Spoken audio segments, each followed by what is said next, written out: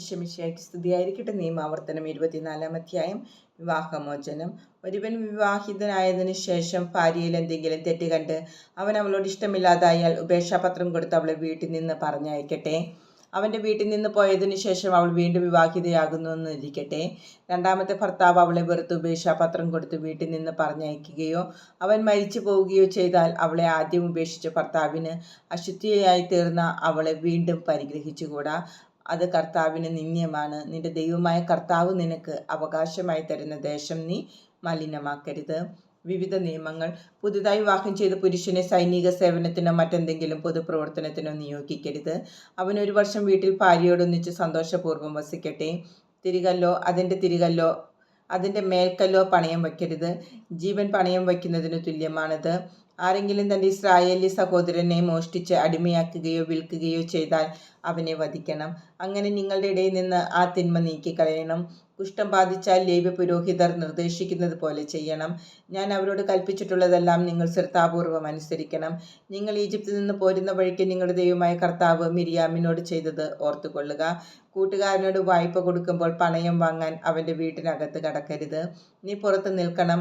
വായ്പ വാങ്ങുന്നവൻ പണയം നിന്റെ അടുത്ത് കൊണ്ടുവരട്ടെ. അവൻ ദരിദ്രനാണെങ്കിൽ പണയം വെച്ച വസ്ത്രം രാത്രിയിൽ നീ കൈവശം വെക്കരുത്. അവൻ തൻ്റെ വസ്ത്രം പുതച്ചുറങ്ങേണ്ടതിന് സൂര്യൻ അസ്തമിക്കുമ്പോൾ നീ അത് തിരികെ കൊടുക്കണം. അപ്പോൾ അവൻ നിന്നെ അനുഗ്രഹിക്കും. അത് നിന്റെ ദൈവമായ കർത്താവിൻ്റെ മുമ്പിൽ നിനക്ക് നീതിയായിരിക്കുകയും ചെയ്യും.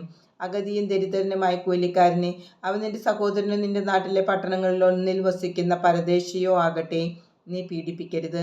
അവൻ്റെ കൂലി അന്നന്ന് സൂര്യൻ അസ്തമിക്കുന്നതിന് മുമ്പ് കൊടുക്കണം. അവൻ ദരിദ്രനും അതിനായി കാത്തിരിക്കുന്നവനുമാണ്. അവൻ നിനക്കെതിരായി കർത്താവിനോട് നിലവിളിച്ചാൽ നീ കുറ്റക്കാരനായിത്തീരും.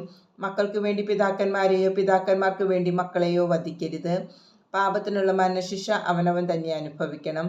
പരദേശിക്കും അനാഥനും നീതി നിഷേധിക്കരുത്. വിധവയുടെ വസ്ത്രം പണയം വാങ്ങുകയും അരുത്. നീ ഈജിപ്തിൽ അടിമയായിരുന്നുവെന്നും നിന്റെ ദൈവമായ കർത്താവ് നിന്നെ അവിടെ നിന്ന് മോചിപ്പിച്ചുവെന്നും ഓർക്കണം.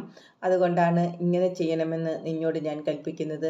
നിന്റെ വയലിൽ വിളവ് കൊയ്യുമ്പോൾ ഒരു കറ്റ അവിടെ മറന്നിട്ട് പോന്നാൽ അതെടുക്കാൻ തിരികെ പോകരുത്. നിന്റെ ദൈവമായ കർത്താവ് നിന്റെ സകല പ്രവൃത്തിയിലും നിന്നെ അനുഗ്രഹിക്കേണ്ടതിന് അത് പരദേശിക്കും അനാഥനും വിധവയ്ക്കും ഉള്ളതായിരിക്കട്ടെ. ഒലിവ് മരത്തിൻ്റെ ഫലം തല്ലിക്കൊഴിക്കുമ്പോൾ കൊമ്പുകളിൽ ശേഷിക്കുന്നത് പറിക്കരുത്. അത് പരദേശിക്കും വിധവയ്ക്കും അനാഥനും ഉള്ളതാണ്. മുന്തിരിത്തോട്ടത്തിലെ പഴം ശേഖരിക്കുമ്പോൾ കാലാ പറക്കരുത്. അത് പരദേശിക്കും അനാഥനും വിധവയ്ക്കും ഉള്ളതാണ്. നീ ഈജിപ്തിൽ അടിമയായിരുന്നുവെന്ന് ഓർക്കണം. അതുകൊണ്ടാണ് ഇപ്രകാരം ചെയ്യാൻ നിന്നോട് ഞാൻ കൽപ്പിക്കുന്നത്.